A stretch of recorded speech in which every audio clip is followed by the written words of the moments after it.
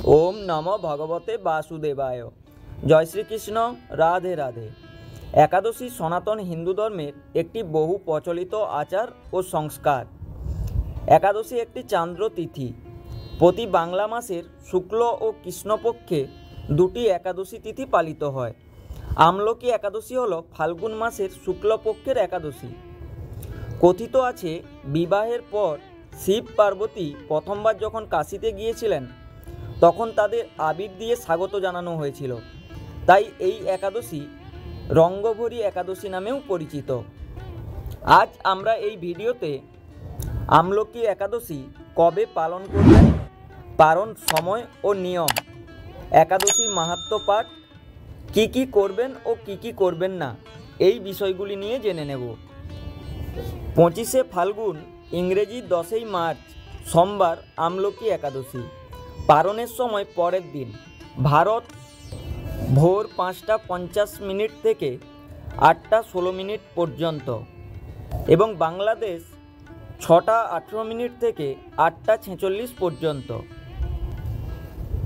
एकादशीर व्रतकथा ना शुनले एकादशी पुरो बृथा जाए। युधिष्ठिर महाराज बोलें, हे कृष्ण महाफलदाता विजया एकादशीर कथा शुनलाम। एखन फाल्गुन मासेर शुक्लपक्ष एकादशी जे नामे विख्यात ता आपनी वर्णना करुन। श्रीकृष्ण बोलें, हे महाभाग युधिष्ठिर, मान्धातार प्रश्नेर उत्तरे महात्मा वशिष्ठ এই एकादशीर महिमा कीर्तन करेছিলেন। আপনার কাছে আমি এখন সেই কথা বলছি। এই একাদশীর নাম আমলকি। বিষ্ণুলোক প্রদানকারী রূপে এই একাদশী বিশেষভাবে মহিমান্বিত। एकादशीर दिन आमलकी वृक्षेर तले रात्रि जागरण करले सहस्र गाधी दानेर फल लाभ हय। हे पाण्डुनंदन, पूर्वे ब्रह्मार रात्रिते दैनन्दिन प्रलय उपस्थित होले स्थावर जंगम सह देवता असुर और राक्षस सबकिछुर विनाश हय। तखन भगवान सेई कारणे समुद्रे अवस्थान करें। तार मुखपद्म थेके चंद्रवर्णेर एक बिंदु जल भूमिते पड़े। सेई जलबिंदु थेके एकटी विशाल आमलकी वृक्ष उत्पन्न हय। एई वृक्षेर शरणमात्र गोदानेर फल एवं दर्शने ताहार द्विगुण एवं एर फल भक्षणे 3 गुण फल लाभ हय। एई वृक्षे ब्रह्मा विष्णु और महेश्वर सर्वदा अवस्थान करें। एर प्रतिटी शाखा प्रशाखा और पाताय ऋषि देवता और प्रजापतिगण बसबास करें। এই বৃক্ষকে সমস্ত বৃক্ষের আদি বলা হয় এবং তা পরম বৈষ্ণব রূপে বিখ্যাত। অতএব এই শ্রেষ্ঠ ব্রত সকলেরই পালনীয়। এখন এই ব্রতের একটি অদ্ভুত ইতিহাস আপনার কাছে বর্ণনা করছি। প্রাচীনকালে বৈদিশ নামে এক প্রসিদ্ধ নগর ছিল। এই নগরে চৈত্ররথ নামে এক রাজা রাজত্ব করতেন। চন্দ্রবংশীয় পাশবিন্দুক রাজার পুত্ররূপে তিনি জন্মগ্রহণ করেন। তিনি অত্যন্ত শক্তিমান ও ঐশ্বর্যশালী ছিলেন। শাস্ত্রজ্ঞানেও তিনি ছিলেন সুনিপুণ। তার রাজ্যের সর্বত্রই মনোরম আনন্দপূর্ণ এক দিব্য পরিবেশ লক্ষ্য করা যেত। প্রজারা ছিলেন বিষ্ণু ভক্তিপরায়ণ। সকলেই একাদশী ব্রত পালন করতেন। তার রাজ্যে কোনো অভাব অমঙ্গল ছিল না। এইভাবে প্রজাদের নিয়ে রাজা চৈত্ররথ সুখে দিন যাপন করতে থাকতেন।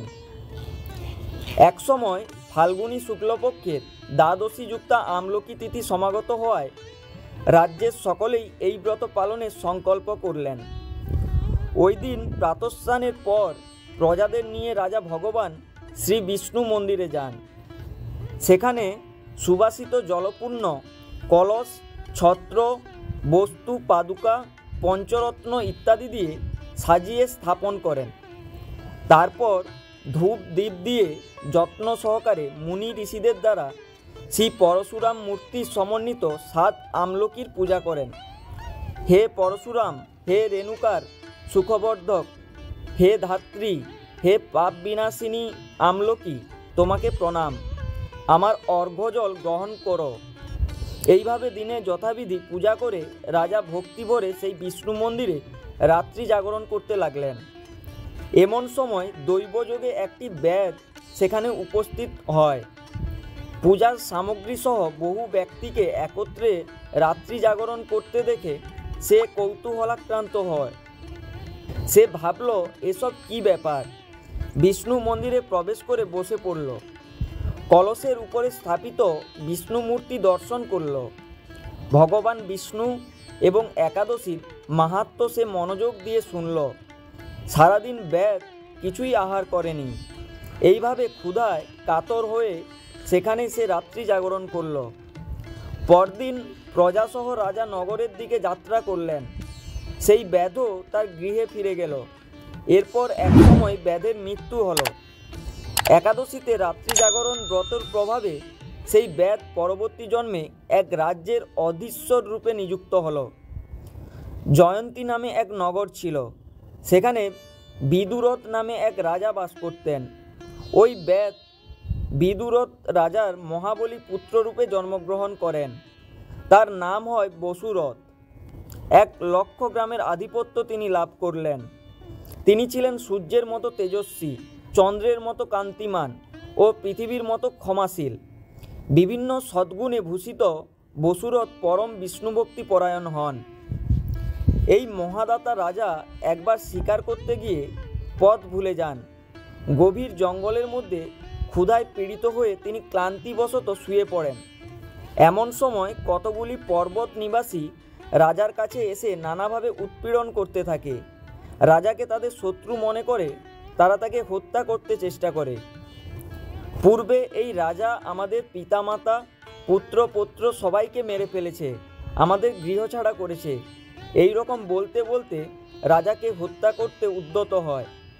তারা বিভিন্ন অস্ত্রশস্ত্রে তাকে আঘাত করতে থাকে, কিন্তু আশ্চর্যের বিষয় তাদের সকল প্রচেষ্টা ব্যর্থ হয়। রাজার কোনো ক্ষতিই তারা সাধন করতে পারেনি। তখন রাজার শরীর থেকে নানা অলঙ্কারে বিলাসিত এক পরমা সুন্দরী স্ত্রী মূর্তি আবির্ভূত হয়। মহা ওই নারী অল্প সময়ের মধ্যেই সকল পাপীকে নিধন করল। রাজার নিদ্রা ভঙ্গ হলো। এই ভয়ানক হত্যাকাণ্ড দেখে রাজা অত্যন্ত বিস্মিত হলেন। তিনি বলতে লাগলেন, আহা, আমার শত্রুদের হত্যা করে কে আমার প্রাণ রক্ষা করল? এমন কৃপালু কে আছে? আমি তার প্রতি আমার কৃতজ্ঞতা প্রকাশ করছি।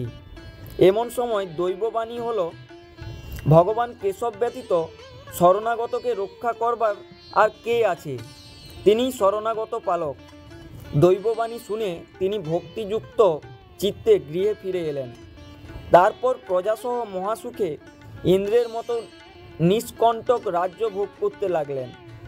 বশিষ্ঠ বললেন, হে রাজন, যে মানুষ এই পরম উত্তম 7 আমলকি একাদশী ব্রত পালন করেন তিনি নিঃসন্দেহে বিষ্ণুলোক প্রাপ্ত হন। এবার আমরা ফিরে আসি একাদশীতে কি কি করা যাবে না ও কি কি খাওয়া যাবে না। শাস্ত্রমতে দশমীতে একবার আহার এবং একাদশীতে নিরাহার থাকার বিধান রয়েছে। অসমর্থ হলে শুধুমাত্র একাদশীতে নিরাহার থাকতে হবে। যদি আপনি কোনো রকমে তাও না করতে পারেন তাহলে পঞ্চ রবিশস্য বাদ দিয়ে ফলমূল, সবজি এবং জল শরবত গ্রহণ করা যেতে পারে।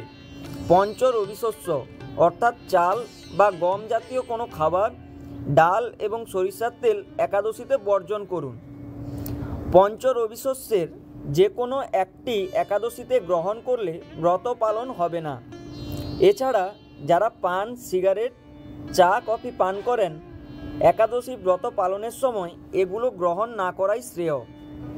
একাদশীতে কোনোভাবেই অন্ন ভোজন করা উচিত নয়। একাদশী তিথিতে অন্ন ভোজন করলে নরকবাসী হতে হয়। এছাড়া অন্যকে ভোজন করালেও নরকবাসী হতে হয়।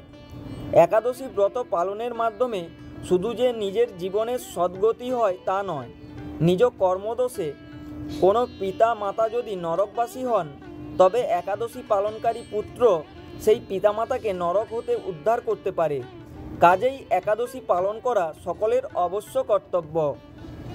একাদশী ব্রত পালনের আগের রাত 12টার মধ্যে আহার শেষ করে নিলে ভালো। শোয়ার আগে ভালো করে দাঁত ব্রাশ করে নিতে হবে। কেবল উপবাস করাই একাদশী ব্রতের মূল লক্ষ্য নয়। একাদশীর দিন নিরন্তর ভগবানের নাম স্মরণ ও কীর্তন শ্রবণের মাধ্যমে সারাদিন অতিবাহিত করতে হয়। একাদশীর দিন কোনোভাবেই পরচর্চা, পরনিন্দা, মিথ্যা বলা, রাগ প্রকাশ ও সহবাস সম্পূর্ণ নিষিদ্ধ। তাই এদিন এই কাজগুলি থেকে বিরত থাকুন। এবার জানাই একাদশী এবং পরের দিন পারণ ক্রিয়া আমরা কিভাবে সম্পন্ন করব। একাদশীর দিন সকালে ঘুম থেকে উঠে স্নান পর্ব সেরে নিন এবং তারপর পরিষ্কার বস্ত্র পরিধান করে ঠাকুর ঘরে গিয়ে একাদশীর সংকল্প গ্রহণ করুন। সংকল্প মন্ত্রটি হল একাদশং নিরাহার স্থিতা অহম অপরিহণি ভক্ষামি পুণ্ডরীকাক্ষ শরণং মে ভবাচ্যুত। অর্থাৎ, হে পুণ্ডরীকাক্ষ, একাদশীর দিন উপবাস থেকে এই ব্রত পালনের উদ্দেশ্যে আমি আপনার শরণাপন্ন হচ্ছি। আপনি আমার সহায় থাকুন যাতে আমি এই ব্রত সম্পন্ন করতে পারি। মনে মনে এই সংকল্প গ্রহণ করুন। একাদশীর পরদিন পারণের সময় যে নির্দিষ্ট সময় থাকে তার মধ্যেই পারণ সম্পন্ন করা অবশ্যই কর্তব্য, না হলে একাদশীর কোনো ফলই পাওয়া যায় না। পারণের সময় পঞ্চ রবিশস্য দিয়ে তার সাথে যদি পারেন কিছু আমলকি ফল ভোগ নিবেদন করার পর পারণ মন্ত্র উচ্চারণ করুন এবং সেই ভোগ গ্রহণ করে উপবাস ভঙ্গ করুন।